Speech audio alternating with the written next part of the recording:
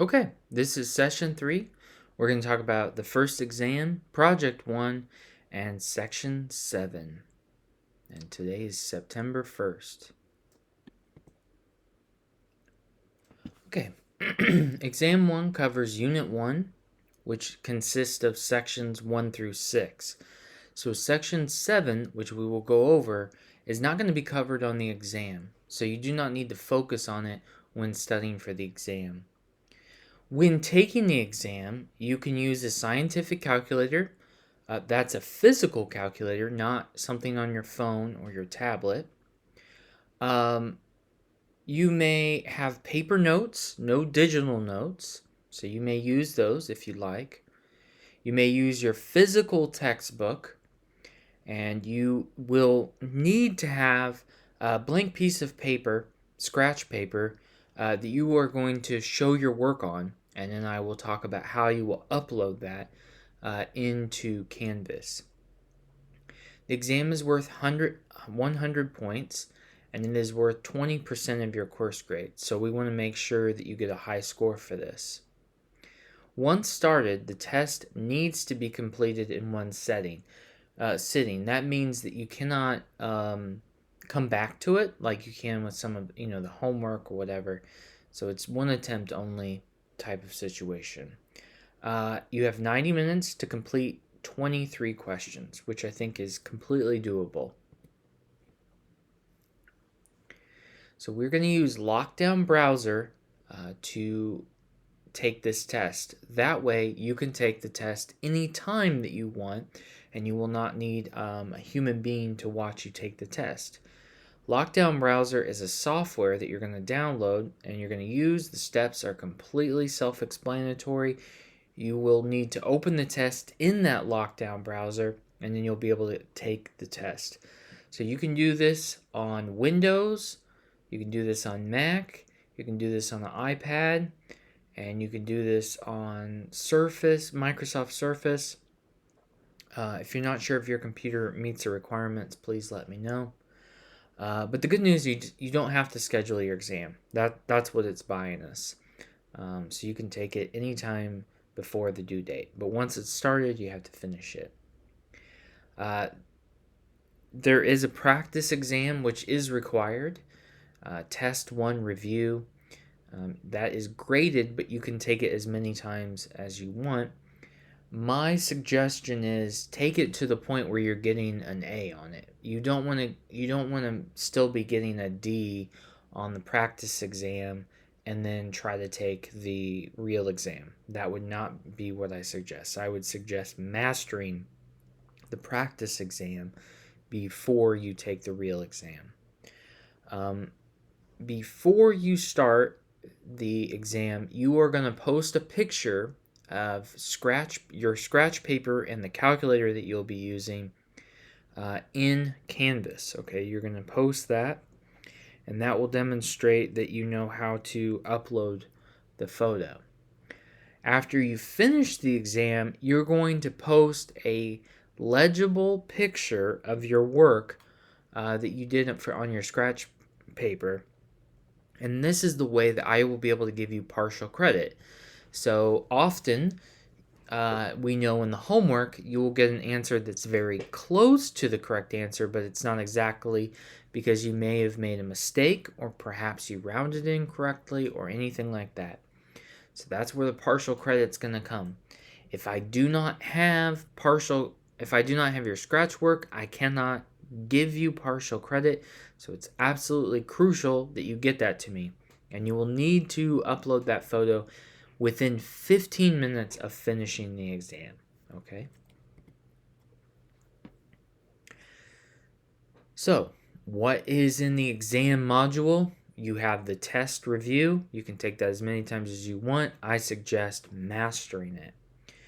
I have posted some extra practice if you like. This is not graded, but these are previous paper exams I've given in classes before.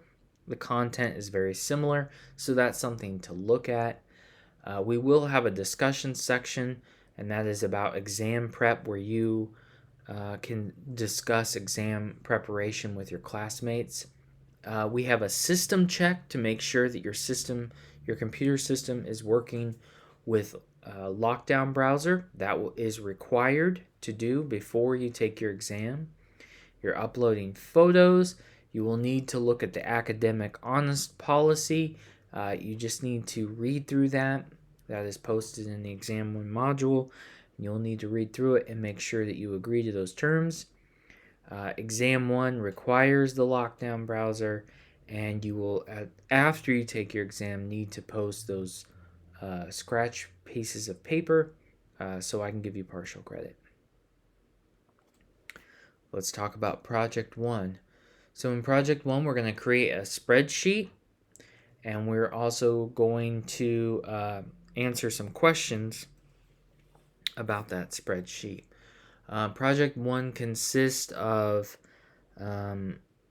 making a grade book for a student's grades in Excel, okay? So this is important that you have a copy of Excel, which is free to you as a student of Ivy Tech.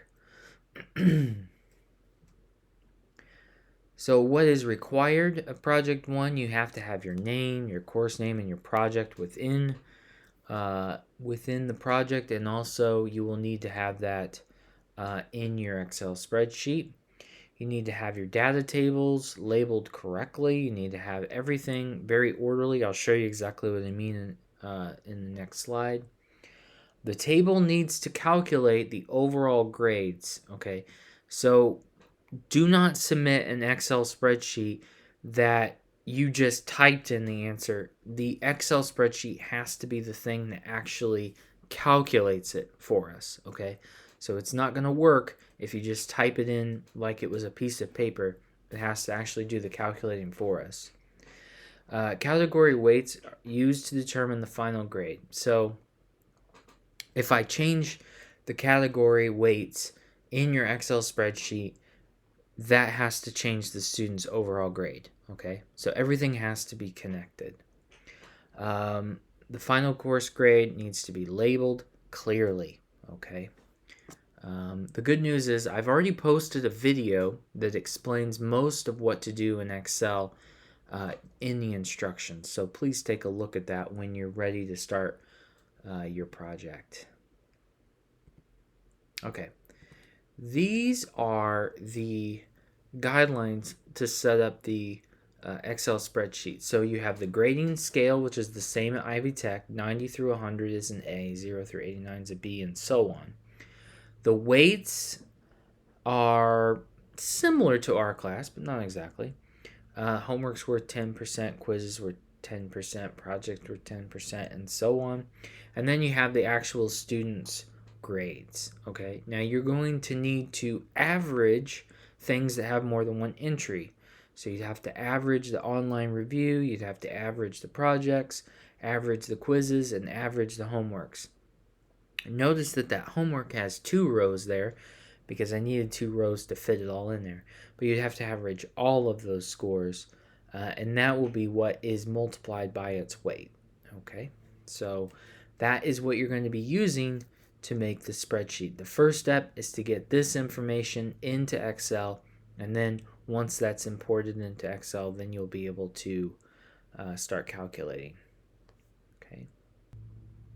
So these are the questions that you'll be answering about Project 1. The first question is addressing how did you calculate the final course grade?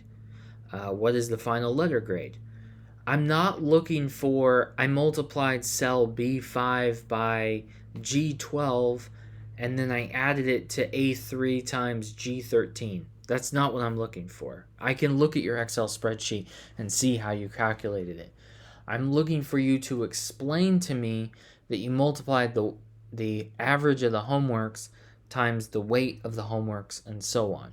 Okay, I want you to explain it to me like you would explain it to anyone. No, please don't explain, with the cell reference. That's not necessary. And then you will state what grade should be awarded to the student. The second question is, if the instructor decided to drop quiz scores, how many grades would need to be dropped to reach the next letter grade. So in our class, we have quizzes that get dropped. The lowest one is dropped. This student's asking how many would need to be dropped for the student to get the next letter grade. So if the student is receiving a D as their final letter grade, how many quizzes would need to be dropped for them to have received the next letter grade? And in that example, it would be a C.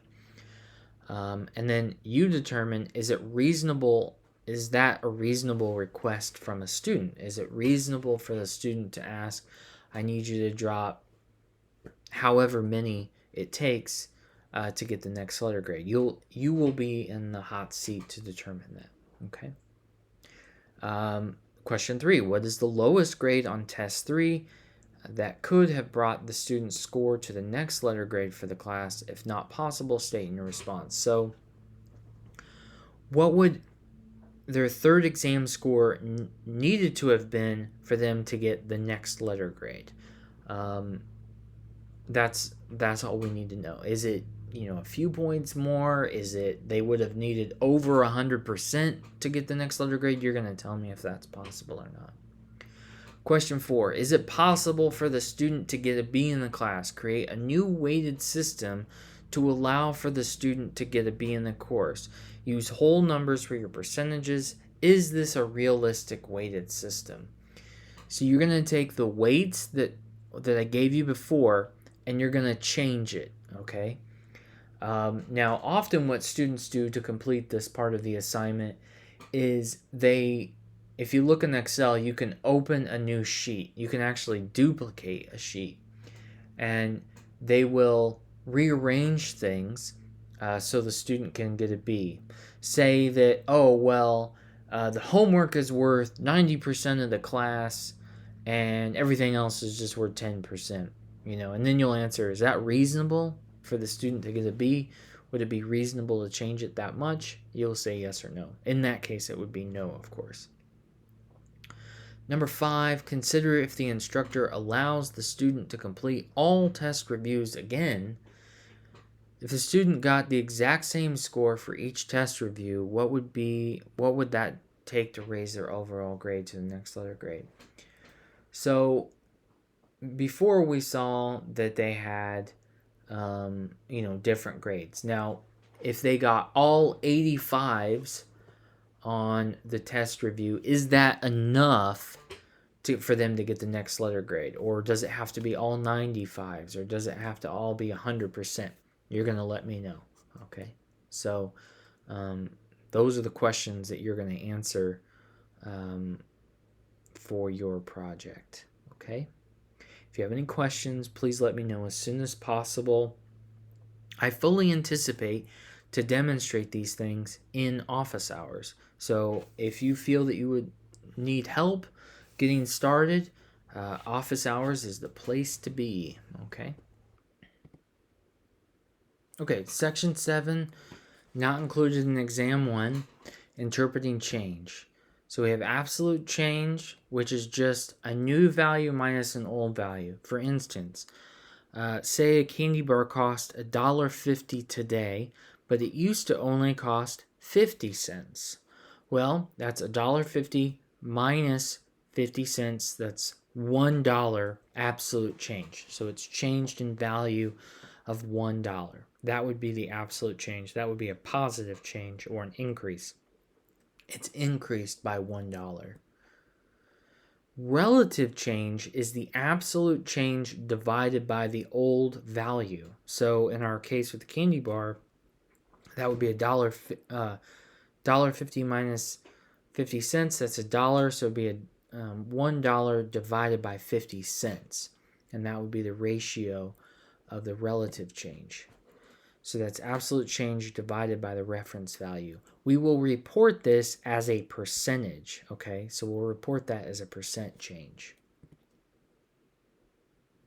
So here I have an example.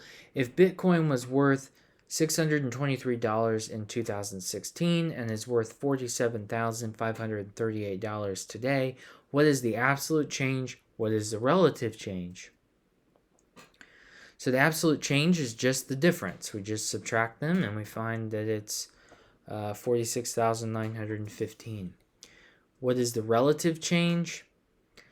We take that absolute change, we divide it by the old value, we make it a percentage, and we see that it has grown 7,530% in just that time. So that is the difference between absolute change and relative change.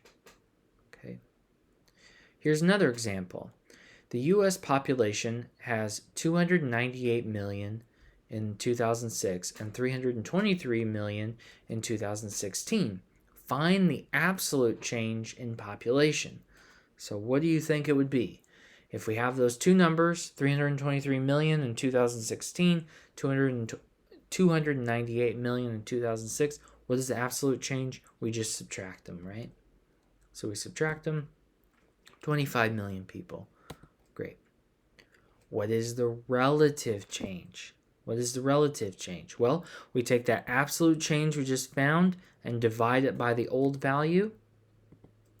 So I find 0.084. That's an 8.4% increase. Okay, that's an 8.4% increase. All right, in this example, we're going to look at CPI. If the CPI was 224.939 in 2011 and 237.017 in 2015, and the tuition per credit hour was 107.8 in 2011 and $133 in 2015.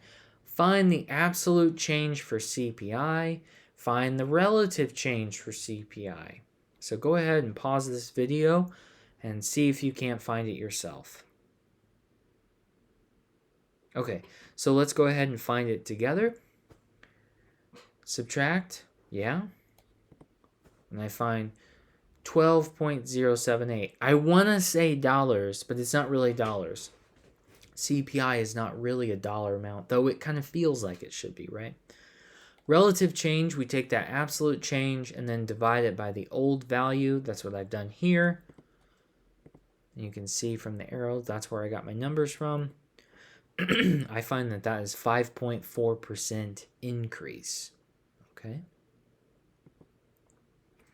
Very similar question, except now we're going to talk about the tuition. So we're going to find the absolute change in tuition and the relative change in tuition. Remember that the credit hours were $107.80 in 2011 and $133 in 2015. First, find the absolute change, then find the relative change. So pause this video, find the absolute change for tuition, find the relative change for tuition, and then see if we get the same answers.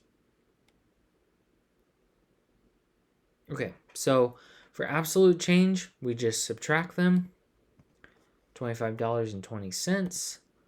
Then I take that value, I divide it by the old value, and I find 23.4%. I hope you did too. Okay, awesome. Let's talk about percent change. So it's either going to increase or decrease. Common questions like this are tax and discount problems. A tax problem is really a percent increase problem. For instance, sales tax of 8% would be 1 plus 0.8% times the original value. Or we can take the original value and multiply it by 1.08 to see what the new value would be. So a 99-cent soda times 1 plus 0.8, and then we would find that that is $1.07. Okay, well that rings true to our experience. A discount problem is almost the same thing except we subtract. So for instance, 30% off, it's 1 minus 0.3 times the original value, or times 70%.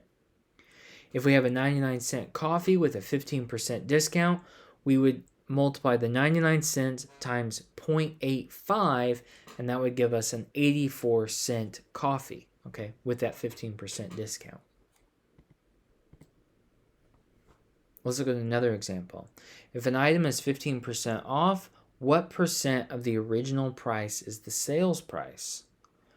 And part B, if the original price was $50, how much would the sales price be? Go ahead, pause the video, and try to solve this yourself. come back, and we'll see if we get the same answer. Okay, so we're going to take 100 minus 15, that's 85%, or 0.85 would be acceptable too. If the original price was $50, what's going to be the sales price? We multiply 50 times 0.85, we find $42.50. Hopefully you got the same answer as I did. Another example, you were charged $259 on your credit card for a hotel stay. You are told that there's a 22% tax for hotel rooms where you stayed. What was the original price of the room before taxes? So what must have been the original price before all of these taxes? 22% tax is high, right? So what was the original price? Go ahead and pause the video, see if you can find it yourself. Come back and we'll do it together. Okay, first I'm going to find the percent increase. So that's 100% plus 22%, or 1.22. That equals, so 122% times some original value equals $259. What was that original value? We can divide the new value, sales price, divided by 1.22, and I find $212.30. So that was the original price, and then the sales price was $259 because of all the taxes. Okay, so hopefully you found the same thing. All right, let's look at another example. 20% of city employees ride the bus to work. This is up from 18% from last year. What percent of employees rode the bus for work last year? Round to the 10th of a percentage. So, again, please pause this video. See if you can't solve it yourself. Come back. We'll solve it together.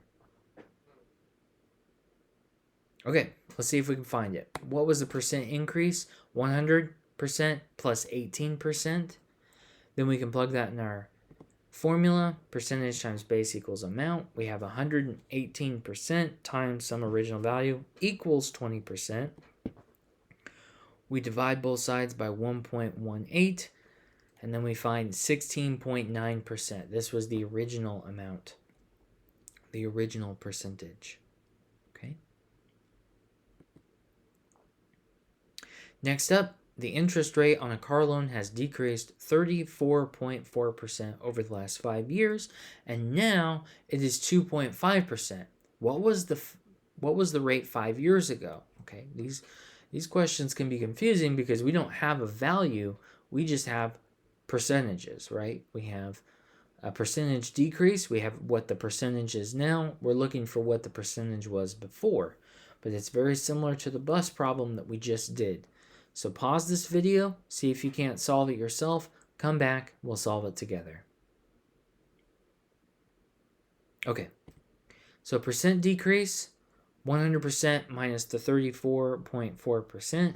Plug it in our formula. We have that percent decrease times the original value equals 2.5.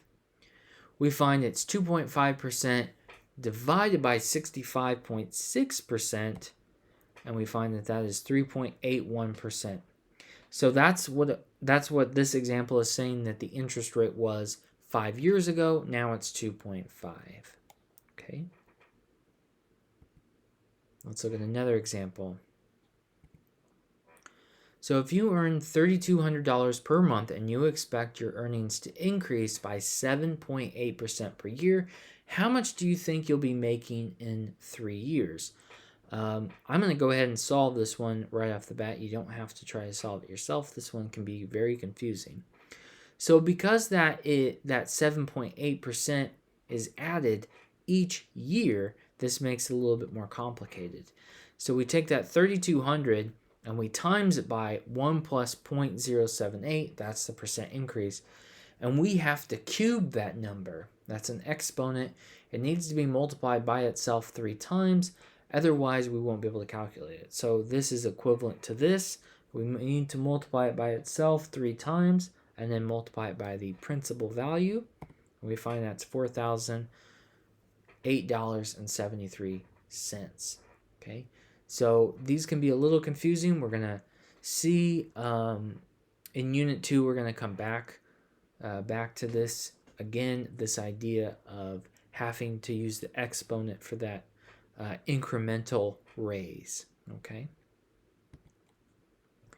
Have another example here. This one's about bottled water. Consumers are increasingly choosing bottled water instead of less healthy packaged drinks like soda. The BMC data since 2012, bottles has steadily increased in sales volume each year, while consumption of carbonated soft drinks has declined. Bottled water outsold soda for the first time in 2016 and has done so every year since. Americans consume 14.4 billion gallons of water in 2019, up 3.6% from 2018. Bottled water retail dollars sales also grew in 2019, up 5.2%, reaching $34.6 billion. And per capita consumption rose 3.1% to 43.7 gallons. BMC data shows. Now, that source there, if you go to the actual PowerPoint slides, you can click, and I have the link that links to this article, which reports all of that. Now, what I want to do now, how many gallons were consumed in 2018? From the information given, we can calculate this using our percent increase. Okay, so pause this video, try to find how many gallons were consumed in 2018. You can do so from the information given. Okay, so let's see. We plug it in our equation. It's up 3.6%. So that's going to be 1.036. And that equals 14.4 billion gallons in 2019. Divide both sides by 1.036. And we find 13.9 billion gallons of water. Okay. So approximately 13.9 billion gallons of water were consumed in the U.S. in 2018. It's a lot of water. Okay. Next, what were the sales in 2018? Okay, they tell us the sales in 2019. They say they're up 5.2%, reaching 34.6 billion. Go ahead, pause this video, and try to find if you can solve that yourself. Okay, so let's plug in the values. I do my percentage increase. I know what it equals. I can solve by dividing both sides by 1.052. I find $32.9 billion. So approximately $32.9 billion of bottled water retail sales for the U.S. in 2019. Okay, hopefully you got the same values as I did. More examples. Population growth. If Indiana's population in 2000 was 5.977 million and is currently 6.732 million, what is the relative change? So from the information we got before about how to calculate relative change, this should be relatively simple, pardon the pun. Part B, if the percentage change is the same for the next 21 years, what would you predict the population of Indiana to be? Okay, so first find the relative change from today from 2000, and then you can find it from today and then in 21 years. All right, so pause this video and see if you can't find it. All right, so let's do relative change. So here's my relative change. I took the difference of the populations, I divided it by the old, I multiplied it by 100%, I got 12.6% increase. Okay, that's relatively simple if you understand relative change. Now, the part B, this is where we need to plug that in the formula. So we plug this information into the formula. It grew 12.6, so if it's going to grow 12.6 again, we multiply it by the current value, and we find 7.580 million people in Indiana, and I guess that would be 2042, right? What's due? Exam 1 will be due September 7th. Section 7 is due September 7th, and Project 1 is due September 12th. But you'll want to get started on that as soon as possible. At least get comfortable with what you're expected to do in Project 1. If you have any questions about any of those things, do not hesitate even a single moment to reach out and get a hold of me. That is the end of this presentation, and I wish you well.